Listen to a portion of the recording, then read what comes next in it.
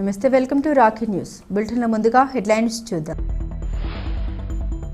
అర్ధరాత్రి వరకు జన రద్దీతో కిక్కేసిన రిజిస్ట్రేషన్ కార్యాలయాలు. నర్సరావుపేట ఆర్టీసీ బస్టాండ్లో చోరీ. ప్రయాణికురాలి వద్ద 2 లక్షల రూపాయల విలువైన బంగారం అపహరణ. గోనె సంచుల తయారీ కేంద్రం చిలుతురుకపాలెం. సీఎం చంద్రబాబు పర్యటనతో కష్టాలు తీరుతాయన్న ఆశలో శ్రమజీవులు. పశ్చిమ గోదావరి జిల్లా పెనుగొండలో రాష్ట్ర ముఖ్యమంత్రి నారా చంద్రబాబు నాయుడు పర్యటించారు. ఆర్యవేశ్ల ఇలవెలుపు శ్రీ వాసవి కన్యక పరమేశ్వరి అమ్మవారిని దర్శించుకున్నారు. అమ్మవారి ఆత్మార్పణ దినోత్సవం సందర్భంగా దేవతామూర్తికి ప్రభుత్వ లాంఛనాలతో పట్టు వస్త్రాలు సమర్పించారు. సీఎం చంద్రబాబు నాయుడు ఈ సందర్భంగా మాట్లాడారు. ఆర్యవేశ్ల ఇలవెలుపు వాసవి మాత శ్రీల ఆత్మగౌరవాన్ని చాటిన కలియుగ పార్వతీదేవి అన్నారు. అహింస, ఆత్మత్యాగానికి, శాంతికి ప్రతిరూపం వాసవి మాతను వేడుకుంటే శాంతి, సంపద, రక్షణ ఆశీస్సులు మెండుగా లభిస్తాయని సీఎం తెలిపారు.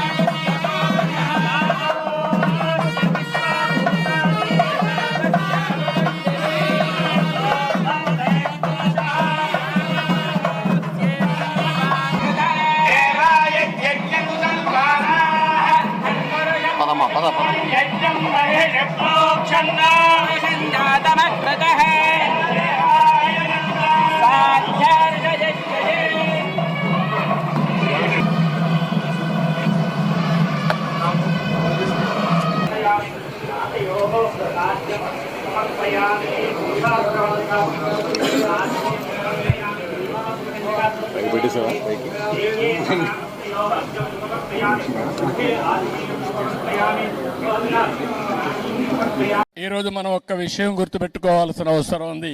ఆర్య వయస్సులు కూడా ఒక్క నిమిషం మనం ఆలోచించాల్సిన అవసరం ఉంది. నేను చాలా సార్లు చెప్పాను, సమాజంలో కష్టపడి పని చేసేవారు, తెలివితేటలతో పనిచేసేవారు ఆర్య వయస్సులు. నీతి నిజాయితీగా వ్యాపారం చేస్తారు. తెల్లవారి నుంచి సాయంత్రం వరకు దీక్షగా పనిచేస్తారు. అదే సమయంలో సంపాదించిన డబ్బులు, కొంత డబ్బులు ఏదైతే ప్రజల సేవకు ఖర్చు పెట్టే ఏకైక కులం ఆర్య వయస్సులు అని చెప్పి కూడా నేను మీకు తెలియజేస్తున్నా. ఇది ఇప్పుడు వచ్చింది కాదు, వాళ్ళ బ్లడ్ లోనే వచ్చింది, వారసత్వంగా వచ్చింది. ఎక్కడ అవినీతి చేయరు, అవినీతి చేయాలని ధ్యాస లేదు, కష్టపడి సంపాదిస్తారు. అందులో వాళ్లకు తోచిన విధంగా దాన కార్యక్రమాల కోసం, ధర్మ కార్యక్రమాల కోసం వెచ్చించే వ్యక్తులు ఆర్య వయస్సులు అని చెప్పి కూడా నేను మీకు తెలియజేస్తున్నా. వారిని మనస్ఫూర్తిగా అభినందిస్తున్నా.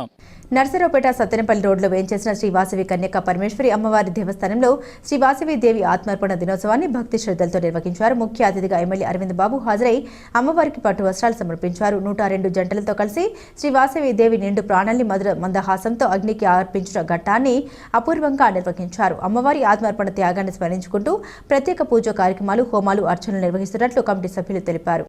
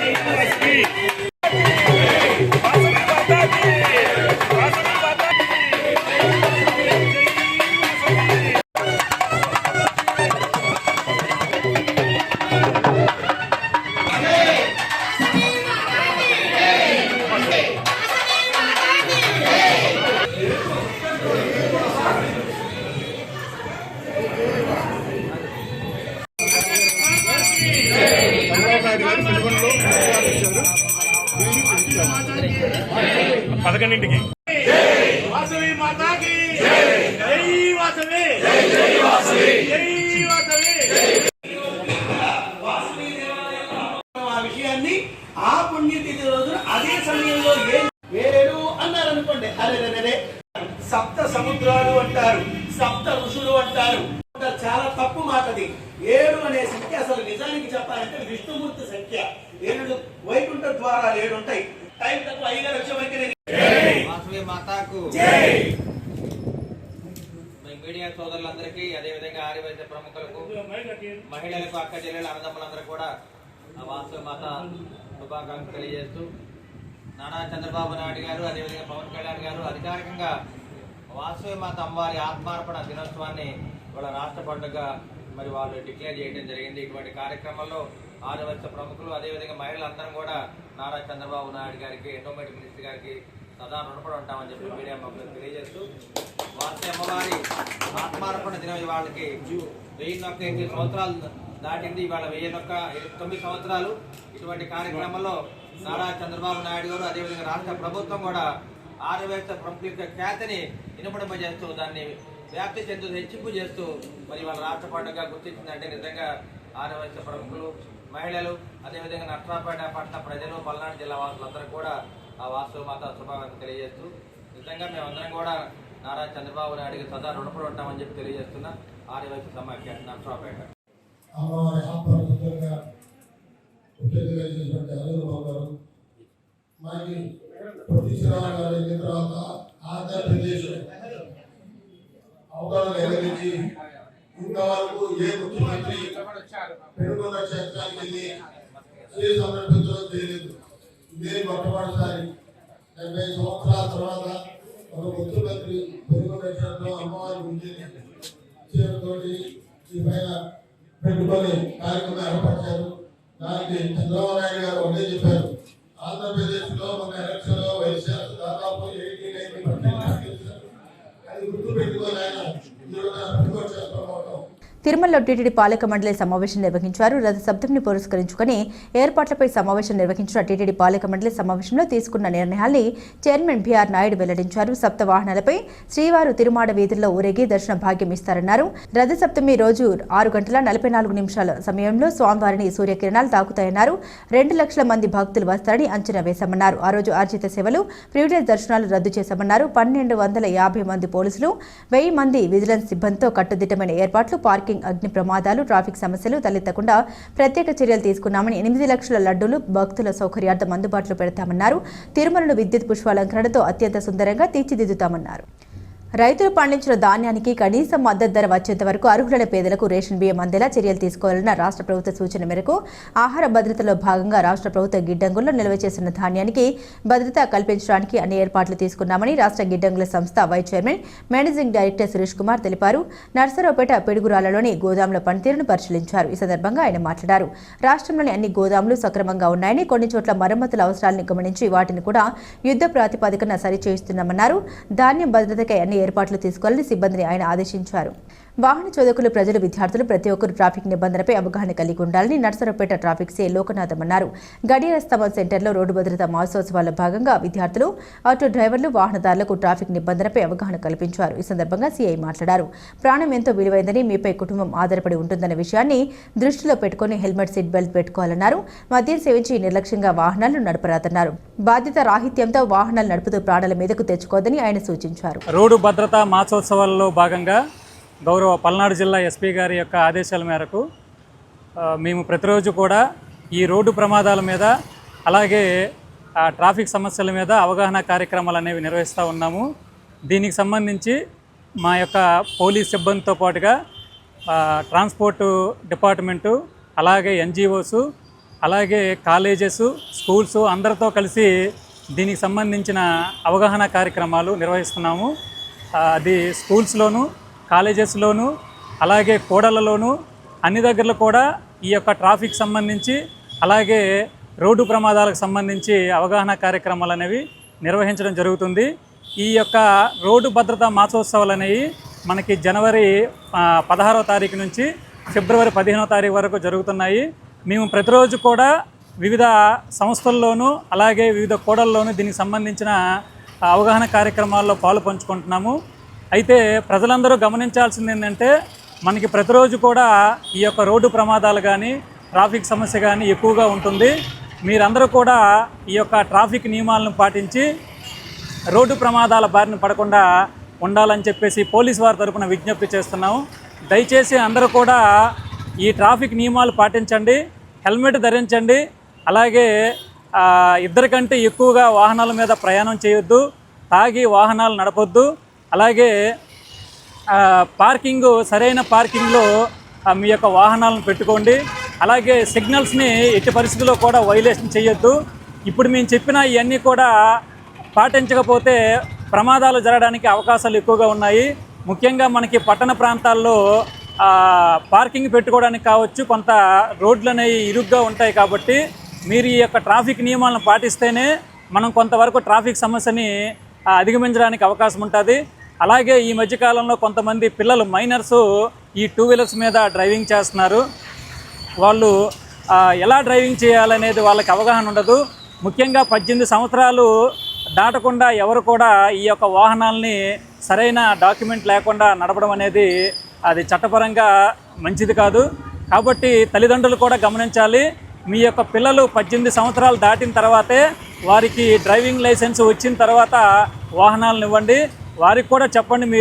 మీకు తెలియకుండా కొంతమంది చిన్నపిల్లలు తల్లిదండ్రులకు తెలియకుండా ఈ యొక్క వాహనాలను తీసుకొని రోడ్డు మీదకి వస్తున్నారు, ప్రమాదాల బారిన పడుతున్నారు. దానివల్ల ప్రాణాలు పోవచ్చు లేదా తీవ్రమైన గాయాలు అవ్వచ్చు.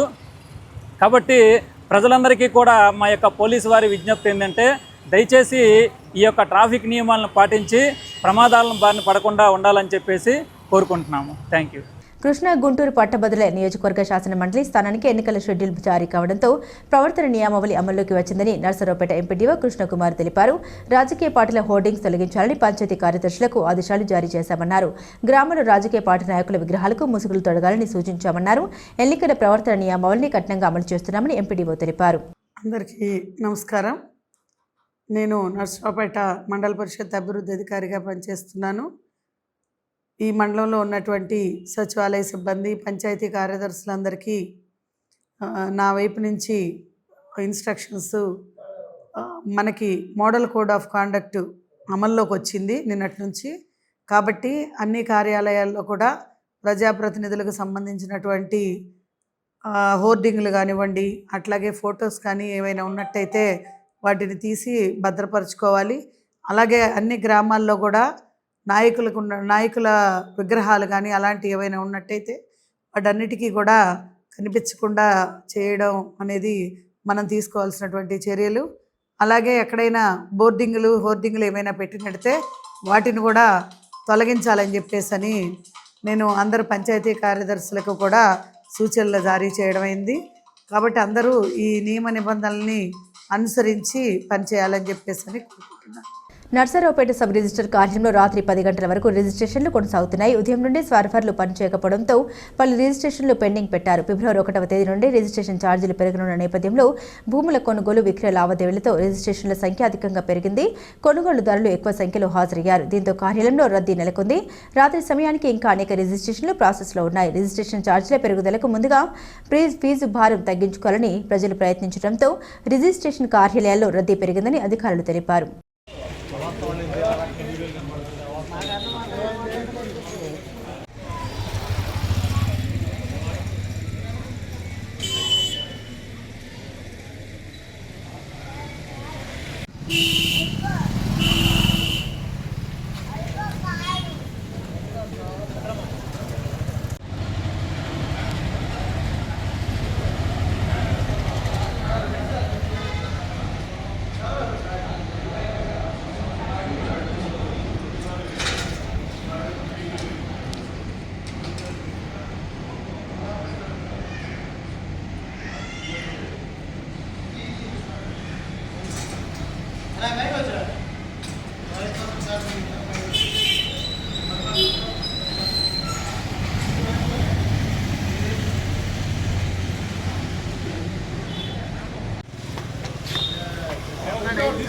పల్నాడు జిల్లా కేంద్రమైన నర్సరావుపేట నుండి కోటప్పకొండ వెళ్లే మార్గంలో 8 కిలోమీటర్లు ప్రయాణిస్తే చినతురుకపాలెం గ్రామానికి చేరుకుంటాం. రాష్ట్ర ముఖ్యమంత్రి నారా చంద్రబాబు నాయుడు పెన్షన్ల పంపిణీకి ఏలమంద గ్రామానికి వచ్చారు.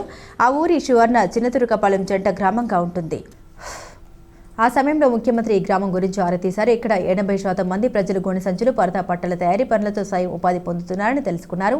కుటీర పరిశ్రమగా సాగుతున్న ఈ రంగాన్ని ప్రోత్సహించేందుకు కలెక్టర్ అరుణ్ బాబుతో పాటు జిల్లా ఉన్నతాధికారులకు అప్పటికప్పుడు ఆదేశాలు ఇచ్చారు. ఇప్పుడు ఈ గ్రామాన్ని కలెక్టర్ అరుణ్ బాబు సందర్శించడం అక్కడున్న శ్రమజీవుల కళ్ళలో ఆనందం కనిపిస్తుంది.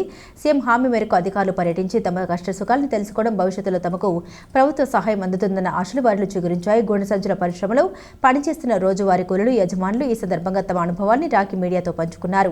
కూలీలు మాట్లాడుతూ ప్రతిరోజు రెక్కల కష్టంతో సంపాదించిన అరకొర సొమ్ము జీవనానికి సరిపోవడం లేదని, పెరిగిన ఖర్చులతో బతుకు బండి లాగడం ఎంతో కష్టమైందని వివరించారు. తక్కువ వేతనాలతో కుటుంబ పోషణలో ఎదుర్కొంటున్న సమస్యలపై ఆవేదన వ్యక్తం చేశారు. పని ప్రదర్శనలు, సౌకర్యాలు, కనీస వేతనాల పెంపుదల, ప్రభుత్వ సహాయంపై తమ ఆకాంక్షను వెల్లడించారు. ఈ పరిశ్రమలో మహిళలు, పురుషులు కలిసి శ్రమిస్తుండగా తక్కువ సంపాదనతోనే రోజులు గడుపుతున్నామన్నారు. పని భారం కావడంతో పాటు ఆరోగ్య సమస్యలు తలెత్తుతున్నాయన్నారు. ఆయా ఇబ్బందులు తొలగించి తగిన సదుపాయాలు కల్పించాలని ప్రభుత్వాన్ని కోరుతున్నారు. కూలీలు, యజమానులు ఎదుర్కొంటున్న సమస్యలపై అధికారుల దృష్టి కేంద్రీకరించి తగిన పరిష్కారం చూపాలని అధికారులకు విజ్ఞప్తి చేస్తున్నారు. మాది చిన్నతురకపాలెం సార్. నా పేరు అజీజా. గత 6 నెలలుగా మేము పని చేసుకోవాలి, బతకాలి. ఇంకా 6 నెలలు మాకు పని ఉండదు. మేమేమో 400 పని చేసుకుని దాంట్లోనే కూలి మాకు 400, దాంట్లోనే పిల్లల్ని చదువుకొని ఇల్లు మొత్తం గడుపుకొని చాలా ఇబ్బంది అవుతుంది. మంచినీళ్ళు అసలు మెయిన్ మాకు లేవు. ఇక్కడ పని చేస్తానే మంచినీళ్ళు వస్తే పరిగెత్తుకొని మళ్ళీ మంచినీళ్ళు పట్టుకొని వచ్చి మళ్ళీ పని చేసుకోవాలా. అసలు చాలా ఇబ్బందిగా అవుతుంది. మాకు గవర్నమెంట్ కాస్త హెల్ప్ చేయాలి. ఈ దుమ్ము పని చేసి మేము ఎన్ని రోజులని బతకాలి. మాకు గవర్నమెంట్ చాలా హెల్ప్ చేయాలి. అసలు మా ఊళ్ళో అయితే ఎక్కువ హార్ట్ అటాక్ వస్తుంది ఈ దుమ్ము వల్లనే. అయినా మాకు ఇది చెప్పటం లేదు. ఏదైనా మాకు కాస్త హెల్ప్ చేయాలి గవర్నమెంట్. నా పేరు షేక్ వదిలి వలీ హుసేన్. ఇది మనం దాదాపు నేను ఒక 20 సంవత్సరాల నుంచి చేస్తున్నా. గవర్నమెంట్ నుంచి పెద్దగా మనకు ఏం బెనిఫిట్ లేవు. 6 నెలలు సీజన్ ఉంటే 6 నెలలు సీజన్ ఉండదు, ఖాళీగా ఉండాలా. మనకు గూడాలు లేవు, సొంత గూడాలు లేవు. మనకు వర్షాలు పడితే మనం తయారు చేసిన సరుకు అంతా తడిసిపోయిద్ది. తడిసిపోయిన సరుకు ఎవరు వాడరు, అంతా డ్యామేజ్ అయిపోయిద్ది. మనకు గవర్నమెంట్ తరఫున ఏమైనా బెనిఫిట్స్ ఉంటే కొద్ది గూడాలు లాంటివి ఉంటే దానికి మన సరుకు కొద్దిగా స్టాక్ చేసుకొని వేరే వాళ్ళు అమ్ముకోవటానికి ఛాన్సులు ఉంటాయి. మనంతా ఏంటంటే రోడ్ల మీద పని చేసుకోవటం, అంతా పేదోళ్ళు. 6 నెలలు పని ఉంటే 6 నెలలు పని ఉండదు. తర్వాత చాలా ఇబ్బందులు పడుతుంటాం. మన తాతల ముత్తాతల కాడ నుంచి ఇదే వ్యాపారం. మా ఊరికి ఎలమంద తురుపాలెం అంటే అంతా గోన్ సంచి వ్యాపారము, ప్లాస్టిక్ సంచి వ్యాపారము. చేసుకునే వాళ్ళు కూడా మనవాళ్లే, కుట్టించే వాళ్ళు కూడా మనవాళ్లే, అంతా మనవాళ్లే. కాబట్టి అంత దుమ్ము, అంత దులారము. మనకు బెనిఫిట్స్ గవర్నమెంట్ తరఫున ఏం లేవు. ఇప్పుడు దాకా ఏ గవర్నమెంట్ వచ్చినా కూడా మనకు మా ఊరికి గవర్నమెంట్ తరఫున ఈ వ్యాపారం ఏం బెనిఫిట్స్ లేవు. మన సీఎం గారు వచ్చినప్పుడు మన వాళ్ళు కలిశారు, పెద్దోళ్ళు, మన ఊరు వాళ్ళు. సీఎం గారు దగ్గర పోయింది మ్యాటరు. సీఎం గారు మళ్ళీ తర్వాత మన వాళ్ళు వస్తారు, దాన్ని బట్టి మీరు ఫాలో చేయండి అన్నారు. నర్సరావుపేట బస్టాండ్లో ఆర్టీసీ ప్రయాణికురాలి వద్ద 2 లక్షల రూపాయల విలువైన బంగారు ఆభరణాలు అపహరించిన సంఘటన చోటు చేసుకుంది. ముప్పాలకు చెందిన కొడవలి సుజాత విశాఖపట్నం వెళ్లేందుకు ఆర్టీసీ బస్సులో నర్సరావుపేటకు వచ్చింది. బస్టాండ్లో మరొక బస్సు ఎక్కే సమయంలో ఆమె బ్యాగ్ని దొంగలు కత్తిరించి సుమారు 2 లక్షల రూపాయల విలువైన బంగారు ఆభరణాలు అపహరించారు. ఈ వ్యవహారంపై బాధితురాలు నర్సరావుపేట 1వ పట్టణ పోలీస్ స్టేషన్లో ఫిర్యాదు చేశారు. సీసీటీవీ ఫుటేజ్ ఆధారంగా చోరీకి పాల్పడిన ఇద్దరిని పోలీసులు అదుపులోకి తీసుకుని విచారిస్తున్నారు. ఈ ఘటనపై కేసు నమోదు చేసి దర్యాప్తు చేస్తున్నట్లు పోలీసులు తెలిపారు. హైదరాబాద్లో నిర్వహించిన 1 లక్ష డబ్బులు వేల గొంతుల కార్యక్రమాన్ని విజయవంతం చేయాలని ఎంఆర్పీఎస్ నాయకులు పిలుపునిచ్చారు. నర్సరావుపేట భువనచంద్ర టౌన్ హాల్లో ఎంఆర్పీఎస్ నేతల సమావేశం నిర్వహించారు. ఈ సందర్భంగా నేతలు మాట్లాడుతూ హైదరాబాద్ ఎల్బీ స్టేడియం నుండి ప్రారంభమై అంబేద్కర్ విగ్రహం వరకు ఈ ర్యాలీ కొనసాగుతుందన్నారు. తమ హక్కులు, సామాజిక న్యాయ సాధన కోసం ఈ ర్యాలీ నిర్వహిస్తున్నట్లు రాష్ట్ర అధ్యక్షుడు రుద్రపోగు సురేష్ మాదిగ, కనుమూరి కోటేశ్వరరావు మాదిగ తెలిపారు. ఈ కార్యక్రమంలో జిల్లా అధ్యక్షుడు అద్దంకి బాబు మాదిగ, నాయకులు నాగరాజు మాదిగ, మల్లవరపు బాబు మాదిగ పాల్గొన్నారు.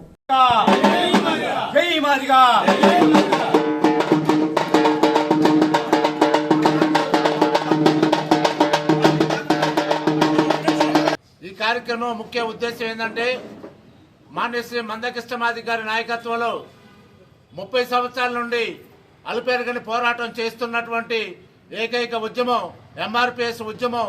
మా లక్ష్యం ఏబిసిడి ఎస్సీల్లో ఏబిసిడి వర్గీకరణ సాధన కోసం ఈ ఉద్యమం చేస్తున్నాం.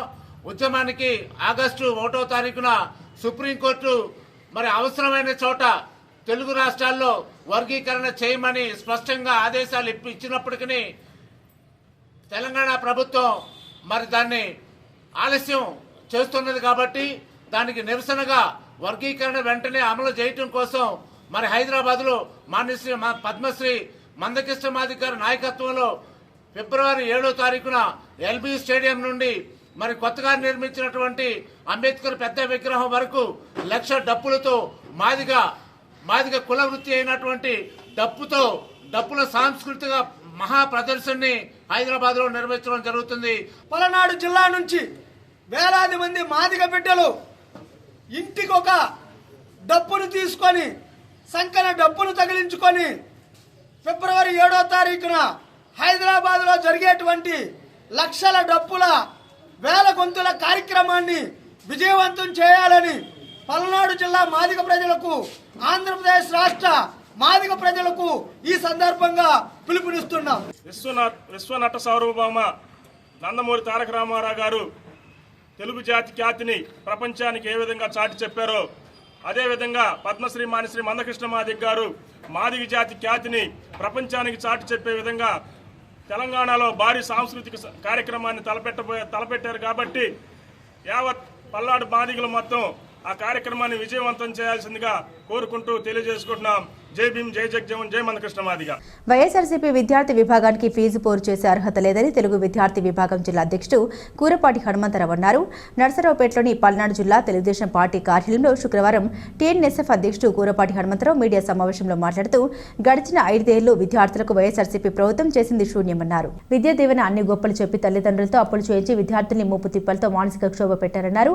జగన్ ప్రభుత్వం పెట్టిన బకాయిలతో degree, PG, engineering, triple IT ఇతర కోర్సులు పూర్తి చేసిన ఉన్నత విద్య చదివే అవకాశం లేక పలువురు ఉద్యోగ అవకాశాలు కోల్పోయి మరికొందరు విద్యార్థులు సతమతం అవుతుంటే సిగ్గు విడిచి ధర్నా ఇలా చేశారని వైఎస్ఆర్సీపీ విద్యార్థి సంఘ నేతల్ని ఆయన ప్రశ్నించారు.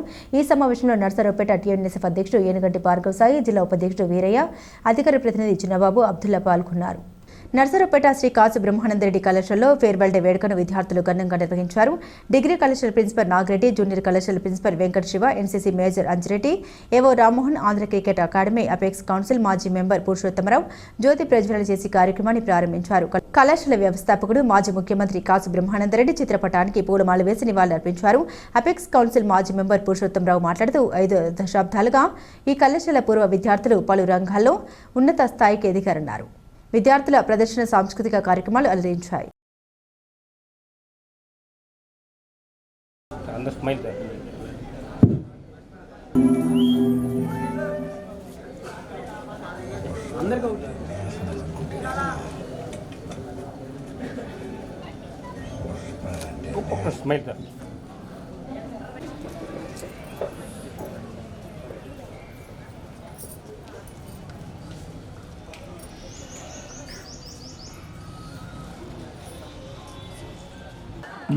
మనిషి అవుతాడు, తద్వారా మోక్షమును పొందుతాడు. అందుకే పెద్దలు అంటారు సమాజంలో రేపొద్దున మీరు ఇంకో రకంగా తయారవుతారు. తలదించకుండా ఉండే విధంగా నన్ను కాపాడారు. వెంకటని తీసుకోవాల్సిందిగా శాలువాతో సత్కరించవలసిందిగా కోరుతున్నాను. It is our minimum responsibility to give tributes to the great freedom fighter Sri Mahatma Gandhi ji. Why? Because today his demising day. 5 సంవత్సరాలు చదువుకుంటున్న పిల్లలు ఉన్నారు, అంటే ఇంటర్ నుంచి డిగ్రీ దాకా వచ్చిన వాళ్ళు. డిగ్రీ 3 years చదువుతున్న వాళ్ళు ఉన్నారు. మీ అందరికీ, మీకు, మాకు, కాలేజీకి మరి కొన్ని రోజుల్లో భౌతికంగా సంబంధం తెగిపోతుంది. ఓ రకంగా బాధగానే ఉంది. అంటే మీరు మమ్మల్ని వదిలి వెళ్తున్నారని ఒక రకంగా బాధగానే ఉంది. బులెటిన్ ముగించే ముందు హెడ్లైన్స్ మరోసారి. అర్ధరాత్రి వరకు జన రద్దీతో కిక్కిరిసిన రిజిస్ట్రేషన్ కార్యాలయాలు. నర్సరావుపేట ఆర్టీసీ బస్టాండ్లో చోరీ, ప్రయాణికురాలి వద్ద 2 లక్షల రూపాయల విలువైన బంగారం అపహరణ. గోను సంచుల తయారీ కేంద్రం చిరుతురుకపాలెం, సీఎం చంద్రబాబు పర్యటనతో కష్టాలు తీరుతాయన్న ఆశలో శ్రమజీవులు. ఇవి బులెటిన్ అప్డేట్స్. మరిన్ని అప్డేట్స్ కోసం చూస్తూనే ఉండండి రాకీ న్యూస్.